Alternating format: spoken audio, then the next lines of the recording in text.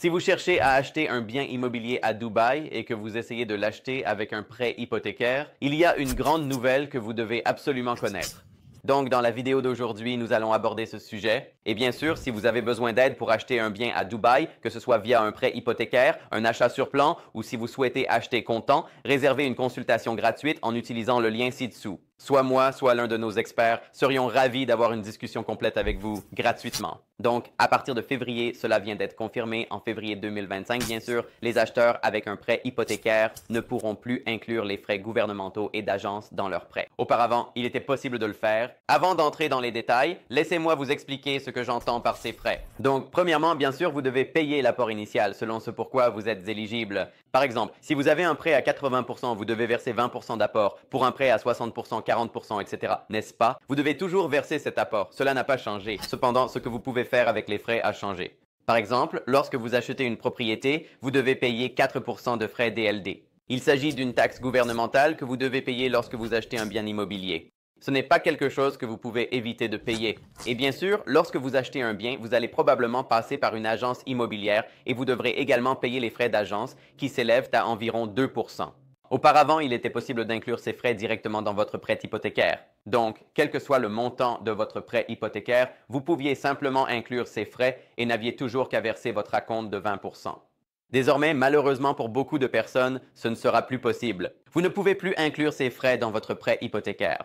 Vous allez devoir les payer d'avance. Donc, si votre bien vaut 1 million de dirhams, vous devrez avancer 4%, soit 40 000 dirhams en frais DLD, qui seront immédiatement payés. Et évidemment, les 2% de frais d'agence devront également être payés d'avance. Vous ne pouvez plus inclure cela dans votre prêt hypothécaire. Maintenant, je dis tout cela, mais quels seront les véritables impacts une fois que cette mesure sera effectivement en place? Parce que je tourne cette vidéo juste avant que cela ne commence. Donc premièrement, cela va rendre l'achat d'un bien immobilier moins abordable pour beaucoup de personnes. Et beaucoup de gens pensent que le marché va se calmer. Mais pour être honnête avec vous, voici ce que je pense. Je pense que toute personne capable d'acheter un bien immobilier, qui a les moyens d'acheter un bien immobilier, peut très certainement se permettre de payer ses frais. Si vous n'êtes pas en mesure de payer 40 000 dirhams de frais DLD sur un bien d'1 million de dirhams ou une commission d'agence de 2%, alors peut-être que l'achat d'un bien immobilier n'est pas la meilleure option pour vous. Mais bien sûr, cela va inquiéter certaines personnes, car désormais le marché va commencer à se refroidir puisque les gens ne pourront plus se permettre de payer ces frais. Je pense que le nombre de personnes qui ne peuvent pas se permettre de payer ces frais est très faible et il faut examiner la question de manière plus approfondie. Alors, laissez-moi vous expliquer cela plus en détail.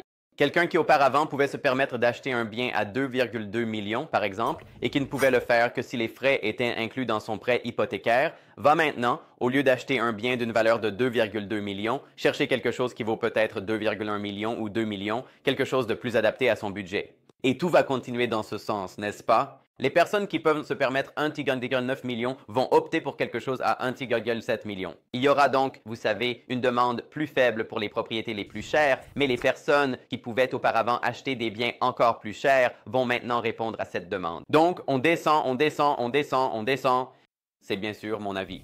Je pense que ce qui va vraiment se passer, c'est que ceux qui sont tout en bas du marché, qui ne peuvent tout simplement rien se permettre ou qui pouvaient à peine se permettre quelque chose dans le bas de la fourchette, comme 300 000 dirhams ou 400 000 dirhams, seront tout simplement exclus du marché. Donc maintenant, les personnes avec plus d'argent vont simplement répondre à cette demande. Je ne pense pas qu'il y aura un changement de la demande, en fait. Je ne pense pas que quiconque achète de l'immobilier va pleurer sur le fait qu'il ne peut plus maintenant inclure ses frais dans son prêt hypothécaire. Bien sûr, ce n'est pas agréable, mais même moi, personnellement, j'ai obtenu un prêt hypothécaire. J'étais éligible à environ 1,7 million. En fait, c'est revenu à 1,8 million et j'achète le bien immobilier et le bien que je vais payer, vous savez, pratiquement en totalité. J'ai obtenu un prêt à 80%, mais je ne vais pas simplement me contenter des 20% restants et m'arrêter là. En fait, je veux le rembourser jusqu'à environ 50 à 60% parce que je ne veux pas que les intérêts me tuent. Et aussi, mon objectif est de constituer un grand portefeuille au cours des 24 prochains mois et bien sûr, au-delà. Et je veux continuer à acquérir de nouveaux biens immobiliers. Donc, ce que je vais faire, c'est rembourser le bien autant que possible, puis aller chercher un autre prêt hypothécaire. Pas de refinancement, je garde l'équité dans le bien. Je ne veux pas me surendetter, mais je veux acquérir un nouveau bien. Donc, ce que je vais faire, c'est simplement rembourser le prêt, puis aller de l'avant et acheter un autre bien. Quel est mon point? Mon point, c'est que les gens comme moi qui peuvent réellement se permettre ces biens ne vont nulle part. Nous allons continuer à acheter de l'immobilier et si les prix baissent, tant mieux, nous en achèterons encore plus parce que nous savons que le marché va croître. On prévoit une croissance de 8 à 10% l'année prochaine, en 2025. Et bien sûr, les rendements ici à Dubaï sont incroyables. Si vous regardez le marché locatif, c'est le meilleur endroit où être si vous êtes propriétaire. Si vous êtes locataire, c'est une autre histoire. Voilà donc la mise à jour. Bien sûr, je pense que 2025 reste une période fantastique pour acheter de l'immobilier à Dubaï. Les rendements locatifs ne mentent pas. Regardez les chiffres, ils parlent d'eux-mêmes. Et si vous voulez en savoir plus sur la façon d'acheter un bien immobilier à Dubaï, vous pouvez regarder cette vidéo juste ici où j'explique comment nous avons acheté un bien en VFA à Dubaï. Elle couvre tout le processus, alors regardez-la. Et bien sûr, si vous souhaitez une consultation gratuite avec moi ou l'un de mes experts concernant l'achat d'un bien à Dubaï, qu'il soit prêt ou en VFA, il vous suffit de réserver un appel via le lien ci-dessous.